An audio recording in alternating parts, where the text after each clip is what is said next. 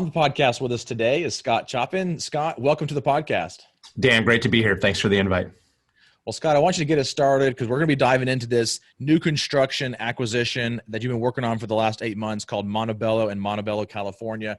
And there's some unique things that have happened with that acquisition that you kind of discovered with or mentioned to me in the green room. But before we dive into that, give the listeners a little bit of a background about yourself and kind of, where you are right now as far as the multifamily side of things. Sure. Basically, I've spent my entire career in the multifamily new construction development business. Have been involved in doing some value add acquisition assets, but have always really focused, 99% of our effort and my career, both in production and time spent has been in the new construction multifamily development space. We basically now focus most recently about 3 years ago on workforce housing projects. In fact, created a product type called UTH or Urban Townhouse. And that's basically a specific family-centric rental townhouse model that we're now basically 100% focused and committed on that business plan on a go-forward basis for several reasons, which we can talk about today. And basically have 35 plus year career. Family was in the business. My uncle Mike and my dad were both real estate developers, so I got the great, benefit of growing up around the business. It's not your typical, choice of career. Like people don't go reading the How to Be a Developer book in the library and decide to do that one day. And then spent some times working in the construction trades for a handful of years.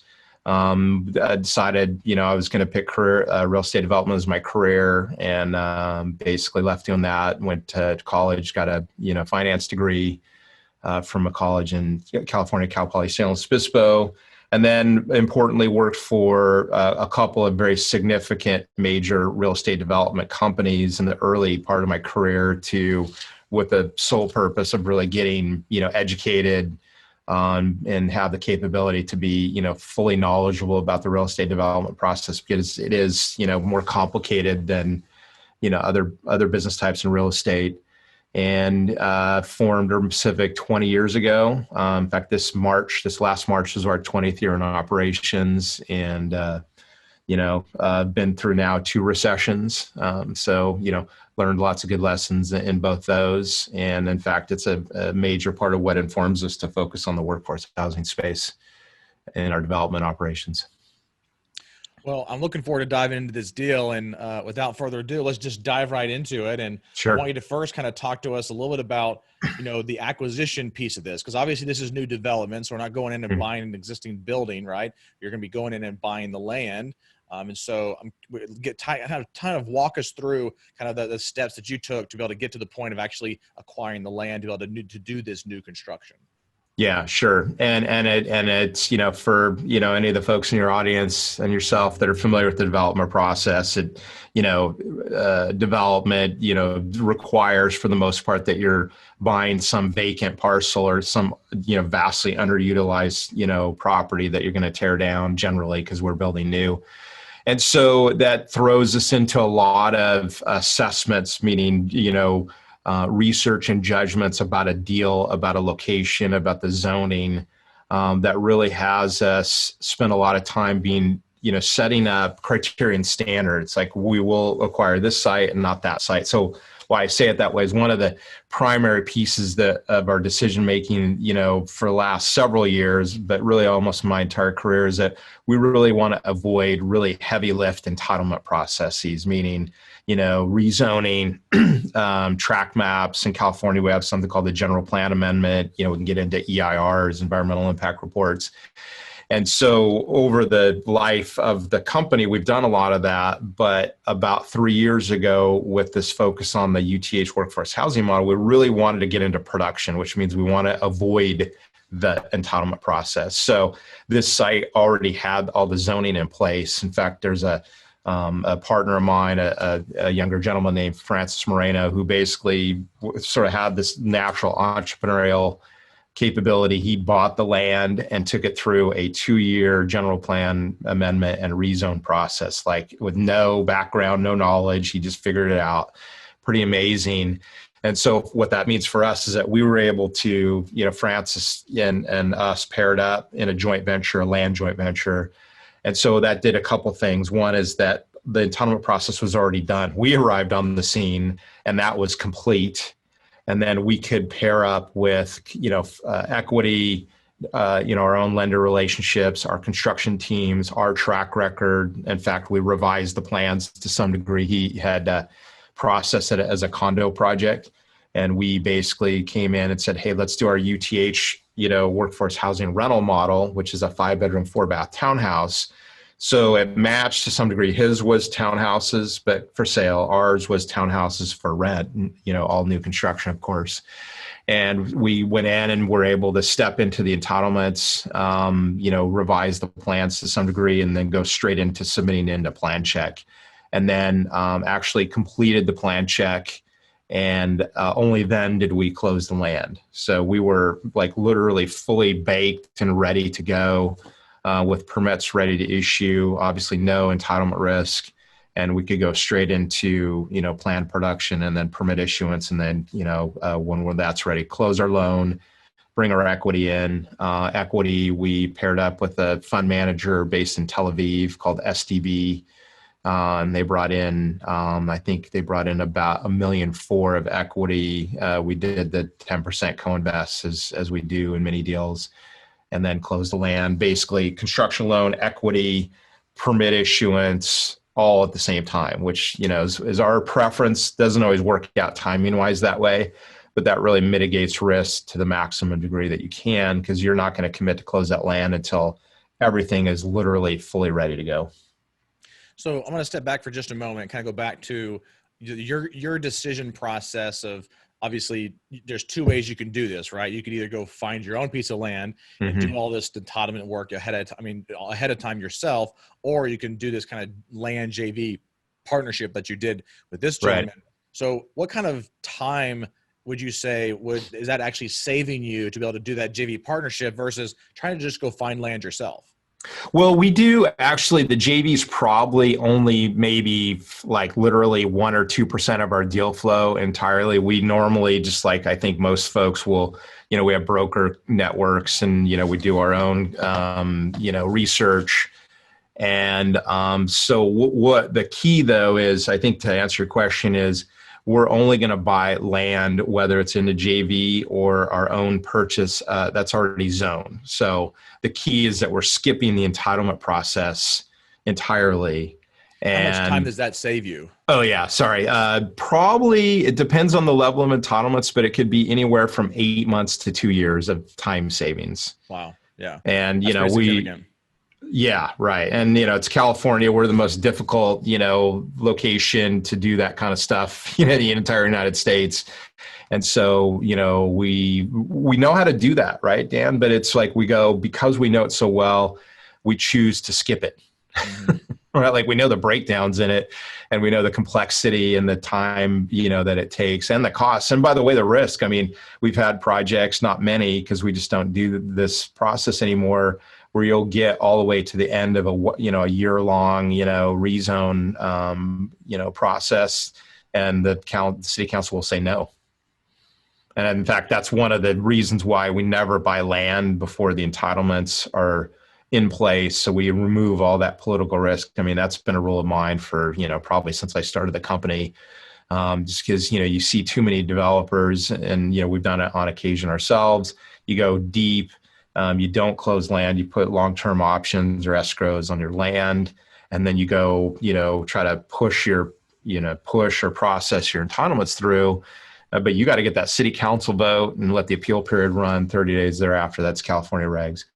And then only then do you know, yes, I'm clear of that political process. Because the biggest thing is entitlements are just political, where when you're already zoned and you're just submitting straight to plan check, the zoning's known. There's no question, staff at the city may, sort of mess with you a little bit, but ultimately they can't say no to your project. That's the key. They can't say no.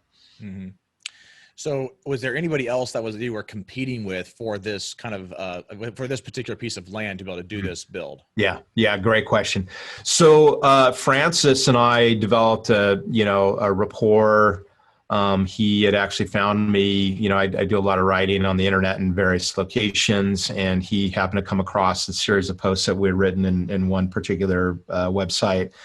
And sort of through that observed that, we were capable and knew what we were doing, that we had expertise in, putting deals together. So he approached Urban Pacific, our company, and, through a series of conversations, it came out that he and his partner at the time were considering just selling the property. Like, you can just entitle it and then sell it and not build it. So you would sell it to another developer purely, and then you have no ongoing interest in the project, which is probably the more typical structure, I'd say, right, in the development business when people do that.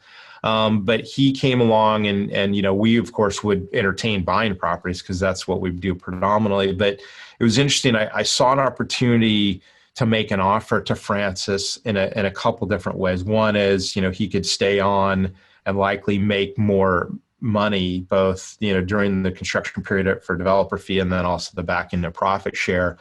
But he was getting offers and we were talking, he was pretty open with me about it. And my instinct, because I've sold a lot of properties also that we've entitled, that they were just, the people who were making offers to them were not trustworthy, and that something may not go right. Of course, there's no guarantee of that. So I said, look, you know me over these several conversations, you've looked at our deals, we walked sites, we had spent a lot of time to build trust together. So I could make him the offer where he could come in and do the JV with us on a more trustworthy basis. But also I made him the offer that he had expressed an interest to be, in the development business. So the second part of my offer was be a joint venture partner, bring your deal in at the value that you bought it at, and you'll work on the project. You'll be a, assistant project manager, and you will get a crash course on how to put a deal together. And that's in fact what he did. In fact, he is now working for us basically on a full-time basis. And so it's sort of almost a JV internship turned into a long-term role for him. Mm-hmm. And what kind of things do you do in the due diligence process when you acquire a property like this? Oh, I think it's the I don't want to say it's standard due diligence, but it is standard. We'll always, let me differentiate things that are related to new construction just to highlight those things that would be different than if you're buying a value add asset.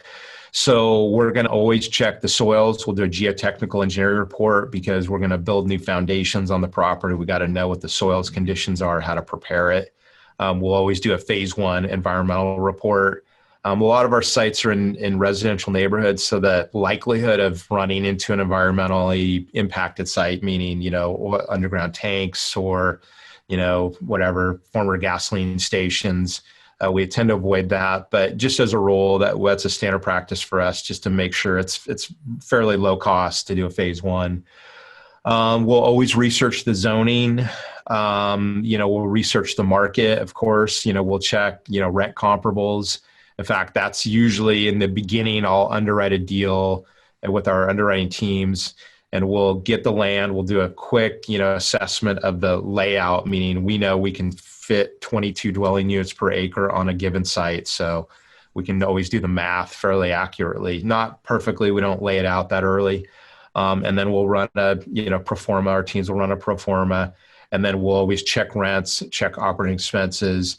Rents are always going to be relevant to the local area, although we've done enough deals across Southern California to know, generally what the rent levels are going to be in most, regions of SoCal. And then operating expenses really are just a historical database. That's one of the beauties of doing the same project type over and over again is that we can have a database of historic operating expenses and historic build costs. So how do you do due diligence on absorption rates once you actually do these new constructions? You mean before we build it? So how do we Correct. anticipate absorption would be the question. Yeah. We're a couple questions inform that. One, historically, because I've been in the development business for so long in Southern California, you can generally anticipate what most projects will lease up at. Typically we underwrite between 4 and 6 a month of absorption. And then we have to overlay whatever the economic cycle is on that question, right? So if we're in, peak market or rising market, then, we're going to lean more towards that 6 a month. If it's a tougher market, like we're even in now, at least the overall economy is tougher, then we're going to lower that number to be more conservative. So obviously we lower the absorption on a unit basis per month. And then we, extend the timelines for, the time it takes to lease it up. And is your plan to, once it gets leased up, to sell it, or to hold on to it for a few years and then sell it? Or what's kind of your overall typical business plan when you're doing these new developments? Yeah, it's a great question. So we in the beginning, we merchant built this product. So when we started the UTH model, because we do a 5-bedroom, 4-bath townhouse, basically what we say, Dan, is we design and build to rent, but it lives like a house, right? So we're trying to differentiate in the marketplace against other new construction offers, which are predominantly going to be studio and 1-bedrooms. Ask me your question again, Dan. I apologize. I lost the thread of it. Basically, kind of what is the overall business plan? Is it to kind of, hold on to the asset for many years? Or are you just trying to, once you get it leased up, you're going to sell it, or what's the typical, plan? Yeah, no, thank you for that. So, in the beginning we were merchant building, so build it, rent it, sell it. And we were doing that because that was our typical, offer in the marketplace, and has been for, almost the entire life of the company. But more recently, about now going on 24 months ago, we made the move to a long-term hold model. And we did that for 2 reasons. One is that we just are such a firm believer in this workforce housing space for families, right? Multi-generational families, multi-earner households. We just think that where there's such a deep undersupply story, and it's such a unique differentiated product that we want to own, hold long-term and own everything that we build. So that's now our model. But the other part of it is 24 months ago, as you and, most of your listeners will have assessed, we started to get the sense that we were in the, we're long due for a downturn, right? Like we started to see, we're in the longest economic expansion in U.S. history, those kind of things.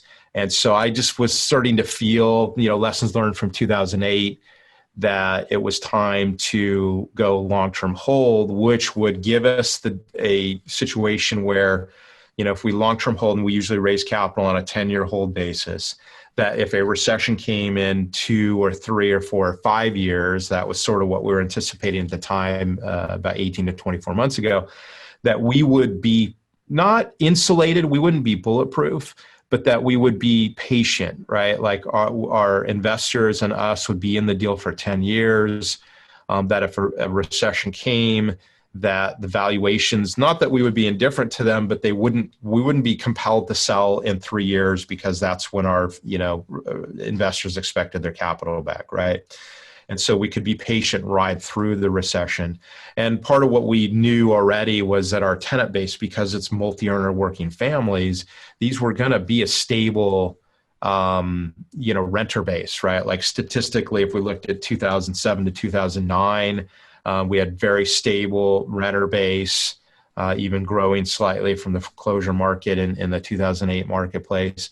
But really, this multi-earner household that I've described before is very, very important, because basically these are folks that, because they combine incomes and expenses across the family group, can both afford the housing, right, which is always a story in California, affordable housing, the ability to afford it. But also in a recession, we anticipated that these families would be more resilient. In fact, the term we have is recession resilient, and that's what we apply to the urban townhouse model, which is that you have multiple earners in a household. So if any one person's employment situation changes, they become underemployed or unemployed, furloughed, that these folks were going to have generally between 3 and 4 wage earners per household, which makes them incredibly stable in a downturn. In fact, what we see from both 07, 09 and now is that you'll actually see those families, they tend to like sort of, gather the wagons, right?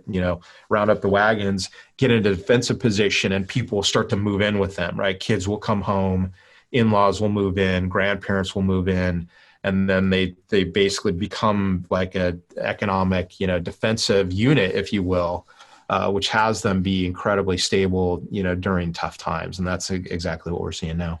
So let's talk about that multifamily, unit there, because you mentioned that these are 5-bedroom, 4-bath kind of townhome style. You said, correct? Right.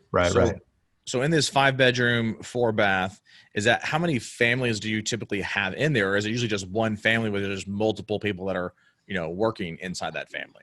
Yeah, so it's a great question. So one of the things that we're, tracking over time is just who makes up this family group. Ask the question again, Dan. I'm sorry. Sure. So, just trying to figure out how many families are actually, living inside these units, because they're obviously a lot larger than what most of, multifamily units are. I mean, I don't think I've ever actually seen a multifamily unit with 5 bedrooms and 4 baths. I mean, to me, that's a house, right? Yeah, that's right. That's right. Kind of break that down a little bit. Kind of what do you expect from a, even a leasing standpoint? Because in order for your recession resilience to work, you couldn't really lease this to somebody who was a single mom with 2 kids, right? That's right. You got to kind of vet that resident a little bit harder. Absolutely. Yeah. And you're right. I mean, the product type is wholly differentiated, wholly uncommon. And that was, in fact, the whole, design of it was to, look at the marketplace and differentiate, right? And again, to this undersupply story, right? Middle income families. So we always have, generally you're going to find 2 categories of, like groups that live in these units. You're going to have a single family, all related, could be, mom and dad, adult kids, maybe small kids of either the parents or the adult kids, in-laws, grandparents. We do the 5-bedroom, 4-bath, always a ground floor bedroom, bathroom for a grandparent or an older in-law who might have mobility issues. That's a standard in all of our units. So one is going to be that related family. We don't purposely ever put 2 families that don't know each other together. That was a question that came up from a family office in our early years, like, how do you put 2 families that don't know each other? And we say we don't. In fact, the key thing is that these families that I'm describing here already exist in the marketplace. We're just giving them a housing type that they'd never had before, which is our rental house, right, as you put it. And certainly single family rental is becoming a thing, but in California, it's difficult because housing's so expensive that the rental model of an investor to buy a house and rent it doesn't always work. Sometimes it does, depending, right? The second group is, we're like any developer, we need to lease units and have income, being produced. And so we'll rent to roommates. We're very particular right now to answer your question about underwriting. We're always going to look for those multiple earners, right? And we do have on occasion, maybe it's 2 earners in a household, maybe it's mom and dad. So we're very conscious about that. And of course, we can't discriminate against anybody under fair housing. And so, sort of making a judgment about how many earners are in the household, I think is okay under fair housing. At least the people that have advised us have said so. But we're going to pay attention to how many earners. And right now during coronavirus, we're going to be very particular about what industries they're in, right? We've had people that approach us. We're leasing up on a project in Orange County. And we had people that were all in the restaurant business and all good people, but we just, we had to make a determination, have a conversation with them and go, look, when the market returns, come back and talk to us. That happened to be a roommate situation. So it's a little bit different than the family group. But we'll look for industries of employment, right? Which we didn't pay, too much attention to before. So that's a little bit different. And then that's really what you see. Occasionally we have conversations with students who want to come together, but that really fits under the roommate model. Our mandate, our internal, sort of ethic or standard of conduct is really a focus on middle income working families, because in California and a lot of major metros, that is the group that's not being served by the development marketplace. Like your point of, you've never heard of a 5-bedroom, 4-bath. And that's true. We had the same assessment. And by the way, we'd never done any before we did this program 3 years ago. But we really, from our background and looking at the marketplace, made this assessment that there's this missing middle, right? Call it working families, large families, that if you look at the development marketplace, nobody's serving those people consciously, right? You got not even in the single family housing space where they're actually buying houses. It's usually a, 3-bedroom, 2-bath, or 2-bedroom, 2-bath, or maybe Right. even a 4-3 or something like that. But That's right. they're out there, but you don't usually see a 5-4 like that. That's right. And so this becomes a huge differentiator. Now I'll add a couple things on here. So we're always a 3-story townhouse, right? So the units are, individually separate on each side. So it's like it is more like your own house, like a row house, right? Maybe for those of you back east. But we always do a 2-car garage.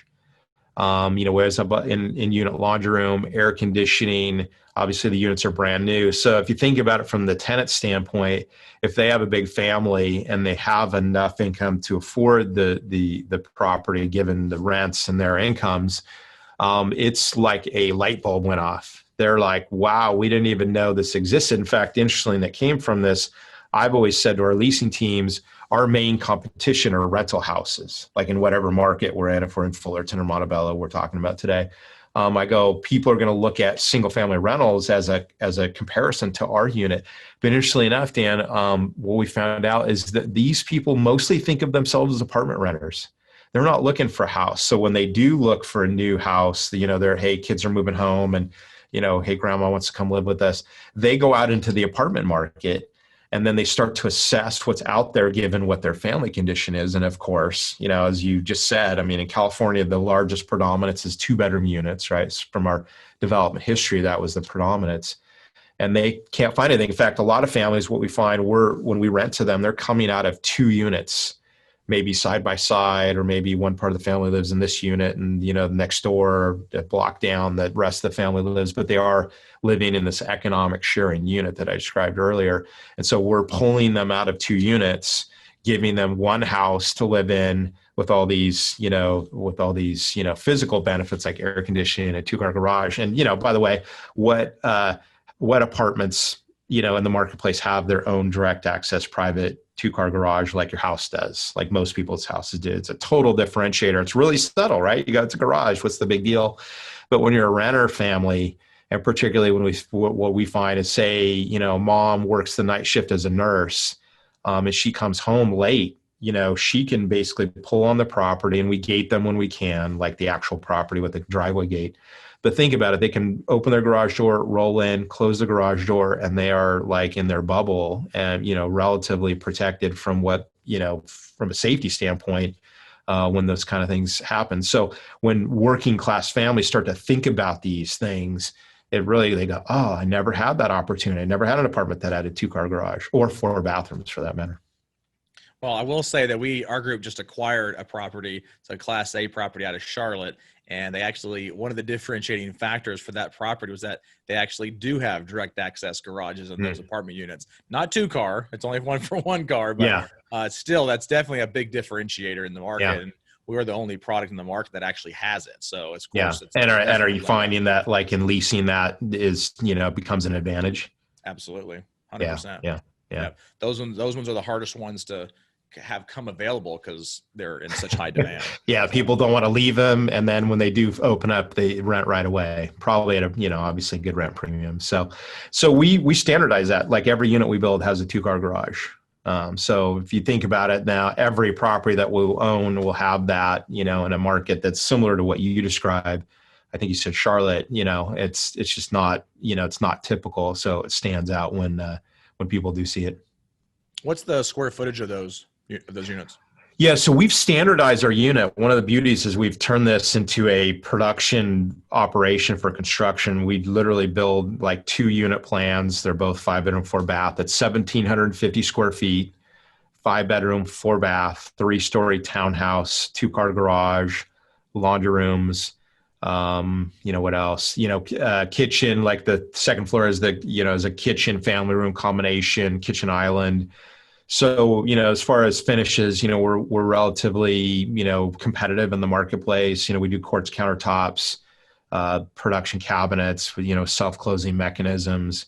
Most of these families have never lived in a unit that had, in many cases, even granite, although that's becoming more common. But, we're trying to get them a good finish that has them be happy about it, but yet keep the cost low from a construction standpoint. That's where I talk about production, really refine the spec choices to the maximum degree and just do it over and over and over again so we can drive costs down with our subcontract trade partners.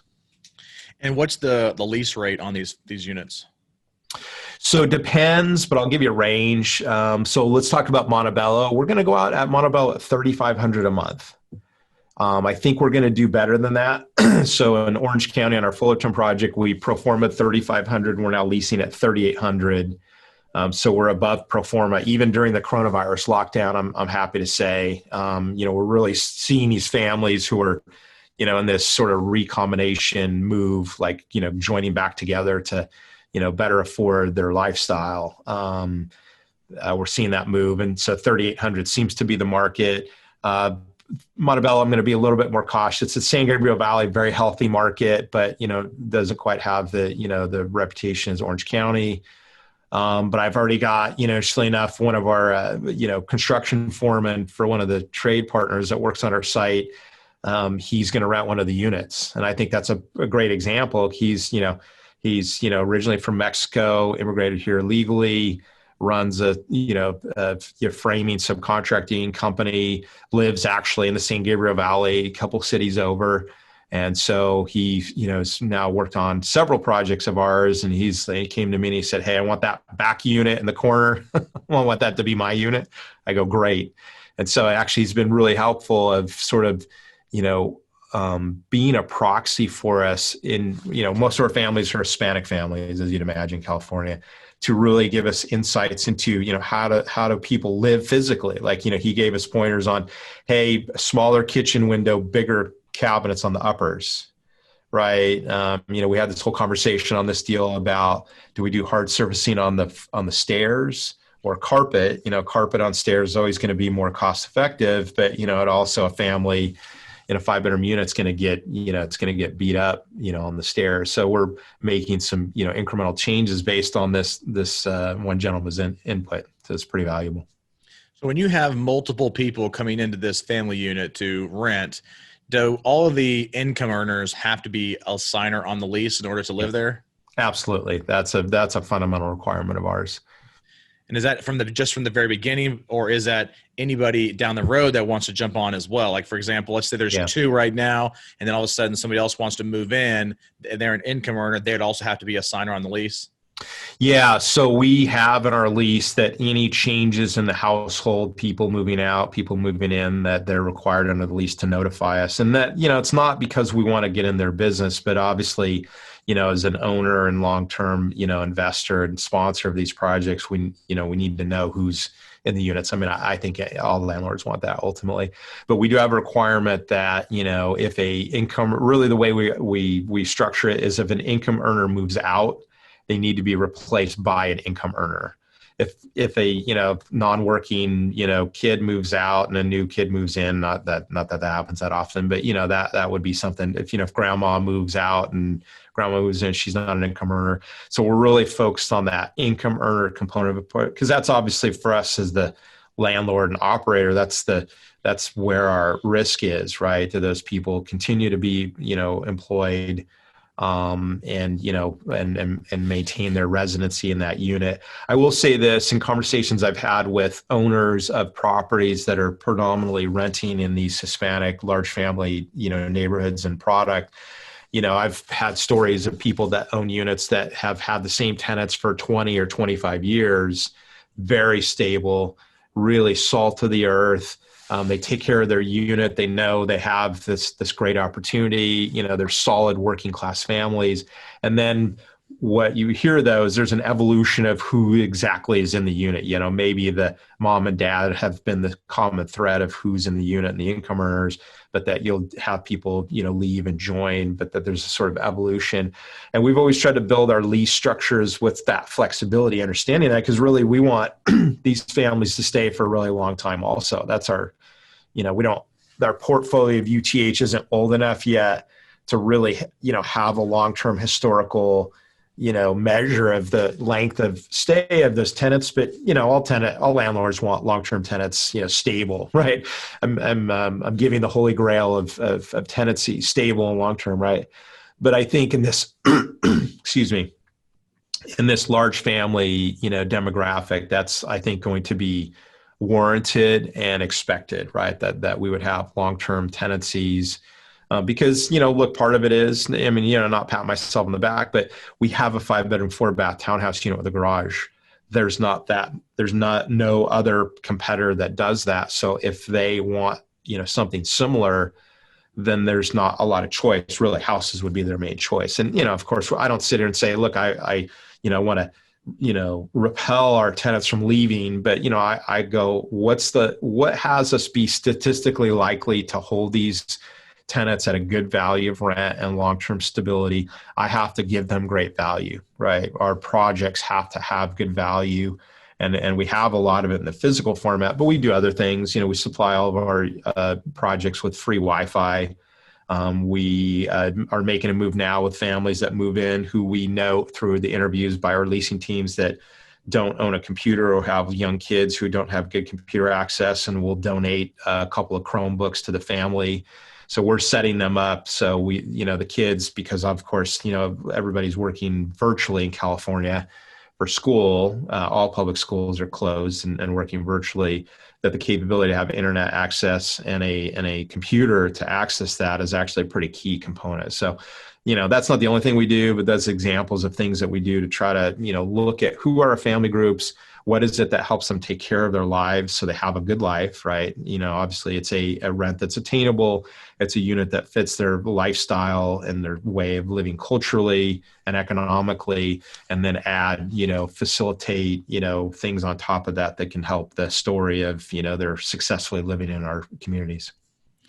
So when it comes to management of these properties, are you vertically integrated and doing self-management, or are you using a third party? So 2 questions to that. The first is on small properties, we're vertically integrated. In fact, we're building our construction team, our property management team now. So a guy named Eric Christopher just came on a few weeks ago as our head of property management and asset management. And he will basically, as we build and keep more assets, we'll continue to roll properties into that. Right now, if we have one of several big projects that are in the pipeline, I think we'll look at those initially under third party, Dan, just because we want to grow our property management team appropriately rather than throwing them into the fire of, hey, here's a 100-unit UTH deal and in El Monte, go. We're going to build the team and the practices, right? The systems and the methods that we use to property management. I mean, property management is not rocket science, but certainly systems and design and the practices that we have around how we do it. We're building that now. And I'm always a big proponent of really taking your time when you build new markets or new projects or new products, right? So as an example, UTH started with a series of small demonstration projects to prove out the model, right? Could we rent it for what we said, build it for what we put in our pro forma, and most importantly, could we value it either in sale or refi, the way we projected? And we did several of those to prove the model. And I think I'm oriented the same way around the property management. Hey, when we have small and mid-sized properties that come into the portfolio, let's have Eric and his team oversee those, grow the systems, and which we're already, probably 80% done with that. We use cloud-based systems we're actually looking at Tenant Cloud right now to, include in the entirety of the portfolio, under this cloud application, obviously give capability for e-payments to the tenants is one of our big moves right now. So, but eventually as that team grows, then we can roll these large properties, back into that team. But in the meantime, we have, actually have several properties that we own in our portfolio that are not UTH projects that are managed by third parties. So that's a move we've made classically anyways. So we'll continue that when it's appropriate on larger properties and then grow that team over time. So what is the typical cost to build one of these units? There's a couple metrics I use. So right now we're delivering about $130 to $135 a hard cost square foot. So what I mean by that is total hard costs of all the vertical and horizontal construction. And we have a unique way of building. We don't use third-party general contractors. We really act more like a home builder would, where we're the owner going direct to the subcontract market. So think, subcontract, prime subcontracts with the owner entity, us, being the oversight construction manager. We have a general contractor's license, but we don't use it specifically in these projects for various reasons.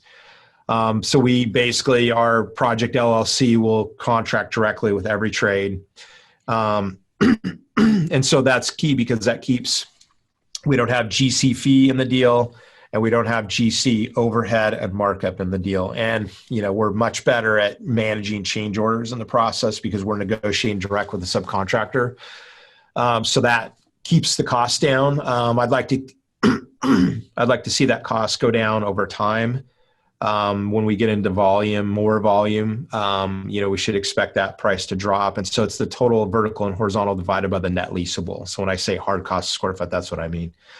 Overall, generally, for total project, we're probably going to look, depending on the land cost, anywhere between about $350,000 to $400,000 per unit of total cost. That's everything: land, soft cost, hard cost, interest carry with the loan fees, everything in is going to be in, actually right now, because land's coming down in Southern California, we're actually have several projects that are below 400.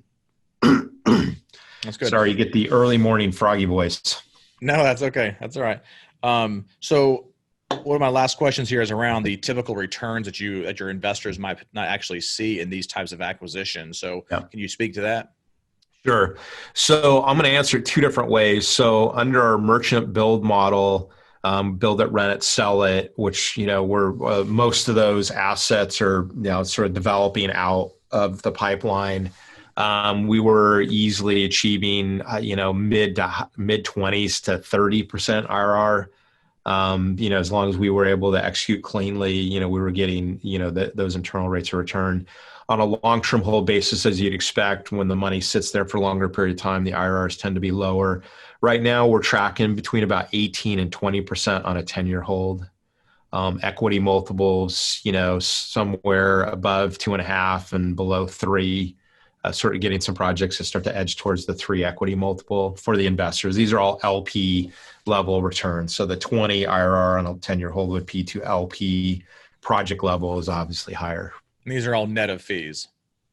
Correct. Right. Yeah. This is total return to them. Correct. Yeah. Direct return to them. Great. Yeah. So I have 2 last questions for you that I typically ask on acquiring a property, but I think they're applicable here as well.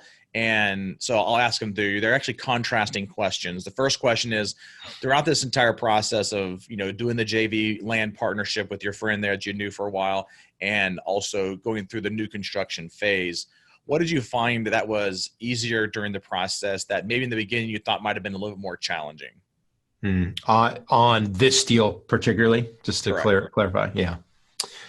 Actually, what went much easier, which is, it's silly for me to even say this, is the construction went much easier, and this is why. So we started construction on this late last year, and we expected about a full year of construction. So we're going to finish in December. Well, come February, March, coronavirus arrived in California. And we, of course, couldn't anticipate, no one could, what that would affect a project like ours. How does it affect renting and absorption leases? What I first thought. That seems to be fine. So I think but the construction sped up dramatically is my answer, Dan. And what happened was, prior to, let's say, in January of 2020, we were at the highest peak of construction activity in Southern California that we'd seen since, before the 2008 recession. And that kept the subcontract markets very, very tight on a labor basis. When the coronavirus arrived, interestingly enough, a lot of people basically shut their projects down and labor became dramatically available. And we sped up significantly. So we cut 4 months off the construction in the middle of construction, which is unheard of. Like, I've never had that happen in my career. Now, we could say, where the team's working more efficiently because they're motivated, because work is drying up. But we did on some, particularly in like our framing stage, which is really when this picked up velocity on the construction. We were doubling and tripling our construction crews. So, we have, several buildings on this site in Montebello. So we were sort of going from building to building as the crew load could execute on the framing. Well, all of a sudden we could start up that next building while the first, the building before it was still under construction. So, knocking 4 months off of a 12-month schedule is a pretty dramatic increase in velocity. So we were, very pleased on that. In fact, I'm sure the investors were very happy about that. Yeah, I mean, we actually, with our investors, I think we had overall a 24-month execution from the closing of the land, because that's when their equity came in. And that included, I think conservatively, I was saying 14 or 16 months in the pro forma. And so we're going to be way ahead. In fact, now our job is to really maintain that velocity. So now in lease up, really, it's our nature to just, really, put a lot of, time and thought process into advancing the leasing process. And we're in a disrupted time period. And surprisingly, another, added benefit is leasing has been more robust and healthy than I expected. So that, you could say that's a second positive on this deal. The last question I have for you is kind of the opposite of that. What did you find that was harder than you had originally expected during the process? Yeah, no, great question. Development has, to differentiate development from value add, development always has a lot more involvement of, the local governmental agencies, because you're now going to them to seek approval for all things related to your project. And what I mean here is, in this case, we talked about skipping the entitlement process, but just, a lot of things related, like our local water district, irrigation district that supplies water, had, completely shut down during coronavirus. Totally unexpected. I wouldn't have thought governmental agencies would necessarily just shut down, wholesale, but they did that for a few weeks. We're having delays with things like our local electrical supplier, Southern California Edison. A lot of good folks at SAE, but for whatever reason, the group that we're working with in this particular project has just decided that coronavirus has a mandate to go like much slower. And I'm sort of doing it tongue in cheek a little bit, Dan, because I don't know exactly their motivation, but in one area we got a 8-week process, and then here our folks are saying, hey, it's going to take 8 months. And I go, it's never taken 8 months to process our electrical plans to get firm power ever, like ever in my entire career. And I have to let our project managers talk to the Edison people, because they don't they don't want to hear it from me. I'm the guy who has to push, wants to push. So I think just the overall effect of coronavirus on different sectors of, parties that are connected to the project have slowed down. Cities are having layoffs, like in their plan check divisions. It's never affected us, but I'm hearing in the marketplace that some cities have completely shut down the inspection process. Like all their inspectors are on furlough. And so projects that are mid-construction literally cannot get any more inspections. Now, again, not us. So, I'm expanding it in the answer to this a little bit, but these are the unusual characteristics and constraints, limitations that we're running into in this environment. Fortunately, California has indicated and continues to indicate that construction is considered essential under the coronavirus health regulations. So I know in some states, construction was just barred, like you couldn't do any construction activities. Yeah. Well, Scott, I really appreciate you taking some time here and jumping on and kind of diving deep into the development process when it comes to multifamily. And I know there's some listeners that maybe want to reach out to you and follow you some more. So how can the listeners reach out to you if they want to ask you a question on this particular deal, or maybe potentially maybe even partner with you on some future opportunities? Sure. Yeah, no, that's appreciated. So I would encourage everybody to go to our website. It's www.urbanpacific.com. On the website is our contact page. Every team member has their email address on there. Mine's on there too. So feel free to email myself or any of us. My cell phone's on there too. So if people want to text me, they're welcome to reach out. I would also encourage people while they're there, take a look at our investor education section. I've got a very robust set of, videos, articles, a lot of market cycle tracking, economic cycle tracking. So those investors that may be looking at new construction as an option for investment, can go there and get a, deep education in, what it's like to invest and the, sort of the important primary components of assessing investments in new construction multifamily.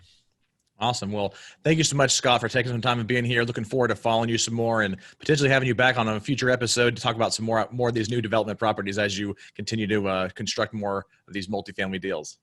Dan, thanks so much to be here. Super grateful. John, Thank you. Thanks.